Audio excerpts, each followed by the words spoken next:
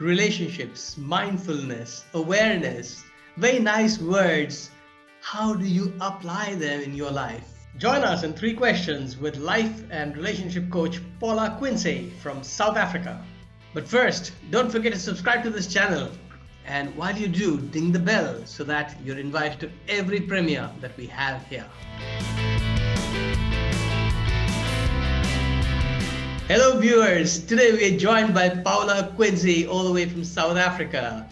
And Paula is a life and relationship coach, and it's so integral to the way that we live and operate that there can be so many questions I can ask of her. But the first one that comes to mind, Paula, is that relationships is a very sensitive subject.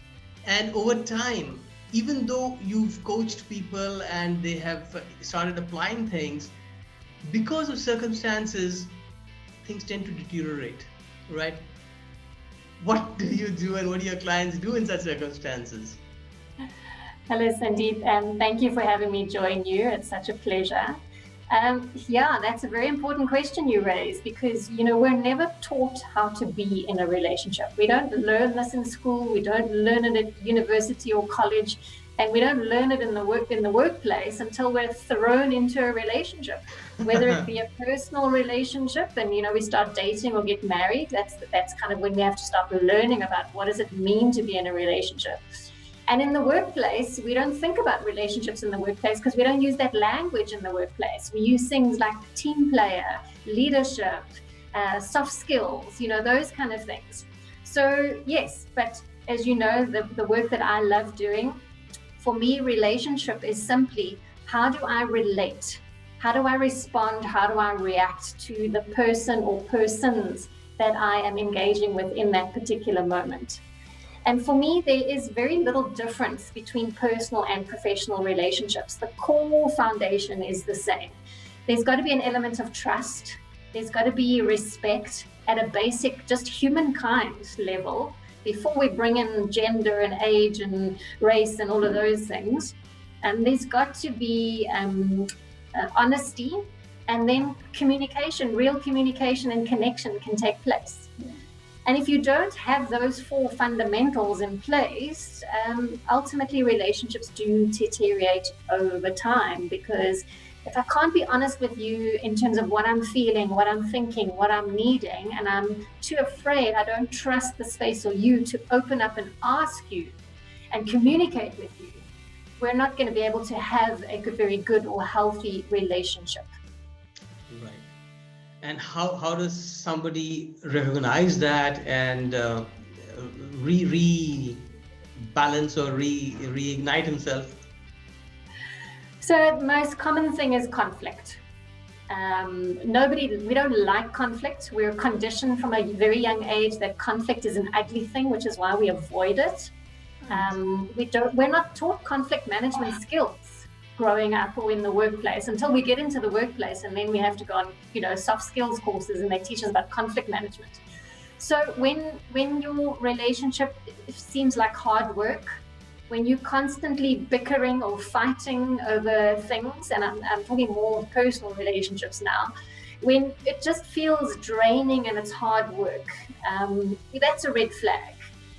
When you're starting to lose the love or the positive in your relationship, that's a red flag. When it starts becoming toxic and volatile and ugly.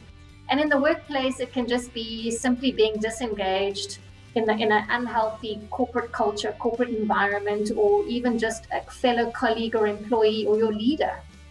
No, actually, that's absolutely right. The ownership of the leadership is paramount, because they have to be sensitive, and I suppose that's why a lot of life and leadership coaching is oriented towards the top management, and then that culture just builds and it drills into the rank and file of the organization, and that's the way to go.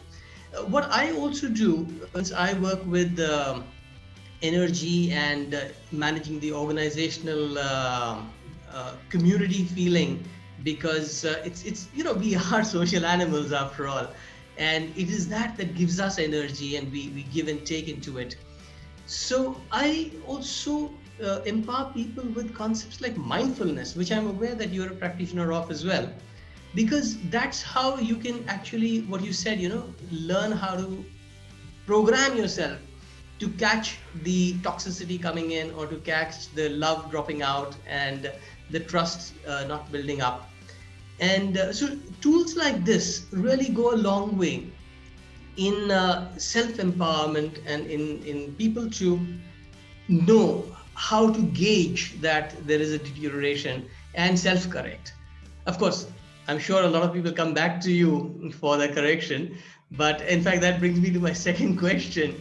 Because now in these times where we have more and more work from home and people are operating in their own silos, how does that pan out? How is the work-life balance happening, and how do we uh, build our energy and our balance without the presence of other people around? How's that working out, and what would you recommend for people to work in this 24 by 7 kind of work environment from home now? Yeah, Sandeep, you mentioned a very big thing there, which is mindfulness, and as you know, because you're the expert on it as well, it always comes back to self. And often we live in our heads, and we're on that busy hamster wheel. We do, and we don't be. So some of the tools that I use when I'm working with people in their personal capacity or in the workplace is, how am I showing up, and how am I co-creating the relational space, which is the space between two people, personal or professional, because that's where the relationship lives. So how I show up is how I co-create that relational space. So first of all, am I in a positive frame of mind or a negative frame of mind? And then from a body or an emotion or in my heart perspective, am I in a positive or a negative emotional state? And am I aligned with what's going on inside of me, or am I just living in my head? Because often we're disconnected. We live in our heads, and we overthink or overanalyze, or we numb ourselves to what's going on in our bodies, and not being in tune with ourselves and our own energy and our own emotional states and our own needs. And so first of all, it's becoming aware of self-awareness. Then becoming aware of, how am I showing up? So if I'm showing up today in a bad mood, I'm potentially going to be affecting you by how I'm showing up, and I'm going to have a negative effect on you. So how am I showing up and impacting you? And then also importantly is, how are you showing up, and how am I allowing you to impact me by where you're coming from? So being conscious and aware and intentional about co-creating that relational space, and how we are relating, responding, and reacting to each other. And communication is key, because when there isn't deeper communication or safety in communication, we don't go to that deeper level where we can make ourselves vulnerable, where we can ask for clarity, where we can inquire about more, and create a safe space and time to go deeper and deeper, instead of just communicating at a superficial level. So the quality of the communication equals the quality of the connection between two people, or a group of people.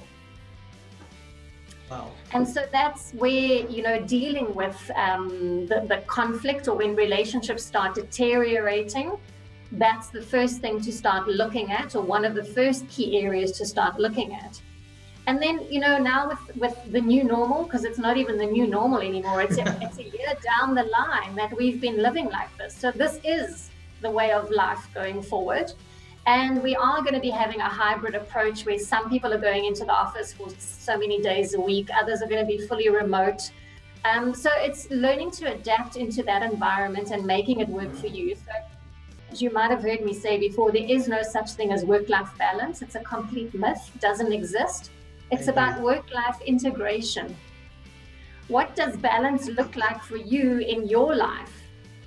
And what structures do you have to put in place for yourself, that you feel like you have got a grip on your life, and that your life is in balance, and you're living the quality and the health of the life that you desire or aspire to, because your life is very different to mine. So what's going to work for you is not necessarily going to work for me. So it's, what does your version of balance look like in your life, and what do you have to do for you to attain that for you and your family and your life that you aspire to live? Awesome. Absolutely. In fact, there were two wonderful words that I picked up along the way. And one of them was this word of alignment, which you're kind of coming back to now. Because it's all about the alignment of ourselves. From ancient Oriental wisdom, it's about, the body, the mind, and the spirit. And when we find balance there, when we find harmony there, which is an internal harmony, then that just manifests in how we relate with other people, and what we allow to be received, and what we transmit as part of the communication and connection. So that's really beautiful. But I'm going to go deeper into this with you, Paula.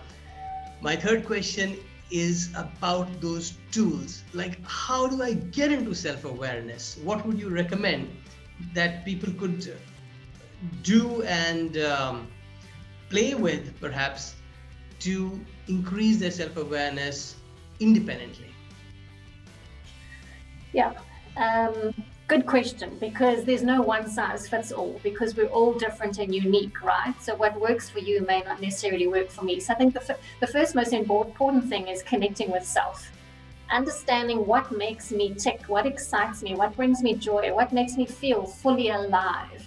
And then to understand that self-care is not selfish, it's important. We often feel guilty, and I'm generalizing it, particularly women, because we are nurturers and because we're so used to taking care of others that we put ourselves last.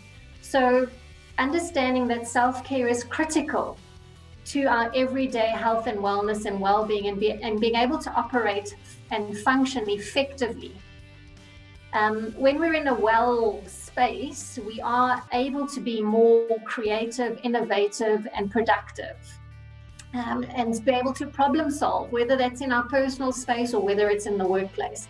I think that's one of the positives for me around COVID, is that COVID has put a spotlight on mental health and well-being, and that we're now starting to see and realize that it is an everyday essential, not a annual tick box exercise. Let's do a wellness day and off you go and we've taken care of you. And I say that respectfully, because I know not all corporates do that, but a lot have done it. And even us as individuals, we may go for our annual checkup at the doctor, but other than that, we don't stop to take care of our well-being. So first of all, understanding what works for you. What do you enjoy doing? Some people like meditation, some people like journaling, some people like going and bonding with nature, so hiking or camping or those kind of things. Some people like to be close to water or the ocean, because it does something for their soul. It's whatever feeds your soul and makes you feel fulfilled and grounded at the same time. For some people, it's religion or it's faith, whatever it is. So for me personally, I'm a sporty, outdoors, active person, so I like going for a run. Running for me is my form of meditation, because I get into a rhythm and my breathing, and I'm out in nature, and I'm smelling the outdoors, and I just I get lost in my own thoughts, and sometimes I don't even think. It's just a great way to clear my mind altogether. So I like to set the tone for my day by starting off every day with going for a run or some form of exercise, and that sets the tone for my day. That's what works for me. Other times I like to just relax and potter around in the garden. Doing some gardening, for example, works for me. So, so it's close to the earth, it's, being grounded, those kind of things, Mother Universe, whatever you want to call it. So I think most important is understanding what works for you. Do you like journaling? Do you like listening to music? Do you like meditating? And then how do you start building those little practices into your daily routine? And even if it's 10 minutes a day, start small and then build on that. Because when you try to implement too many things at once, it becomes overwhelming and unsustainable. And that's often why people don't achieve their goals, because they try to change too much too soon, too quickly, and it becomes overwhelming. Got it. Absolutely. That was so wonderful. It's not one size fits all, but then there's so many sizes and shapes of things that you can do for self-fulfillment that you've brought our viewers. And viewers, just do what fulfills you, as she said, because she is speaking from interacting with so many people, many like you, many like others. And if it's sitting and meditating, that's one thing. If it's running and meditating, which she does, another thing. But it's all about being in awareness and being able to catch yourself in the ways that are most fulfilling and therefore making you the most happy and productive. So on that note, let me remind you guys about the LCSS: like, comment, share, and subscribe. Do that and ding the bell while you're at it so you get the notification of the next premiere we're going to have on the show. And see you around. Thanks, Paula, and good night, viewers. Thanks so much, Sandeep.